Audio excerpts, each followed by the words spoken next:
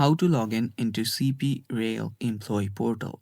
Hello guys, this is Atticus and welcome back to another tutorial video.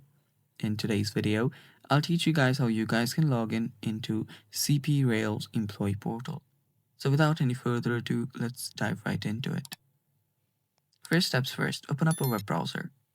On your web browser, search for a CP Rail Employee Portal. Then after you search for that, there you'll find these websites. You can simply open one up. After you're there you will see a login section. All you have to do is type in your username and then your password. After you do that, tap on log on and you'll get logged in into your account. And it's basically that simple. And that's all for today's video as well. Thanks for watching. Stay tuned for more upcoming videos and bye bye. Take care.